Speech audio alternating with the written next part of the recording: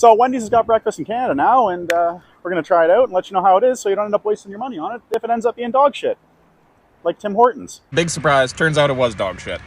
You got to stop going to fast food places in order to get your breakfast sandwiches. It all sucks. It all sucks. Tim Hortons, McDonald's, it's all gone downhill in quality. What you got to do instead is go to your local coffee shop. Ours is Kekakuli Café. I don't know, I can't pronounce that. But it's going to be better. Nice thing about a local coffee shop is there's not a huge line of cars. You can just walk up and place your order.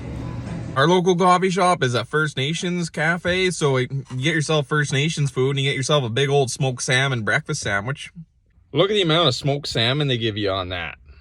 I absolutely love smoked salmon. That is wicked. Just have a look at the quality of the donuts you get with your coffee. Instead of some Tim Hortons donut that was frozen in a factory, trucked in, and then defrosted in a microwave, you get yourself a proper Saskatoon berry bannock. That's way better than anything you're getting at Tim Hortons. Tim Hortons is owned by a multinational corporation that makes terrible quality food now, and yet they market themselves as this big Canadian company.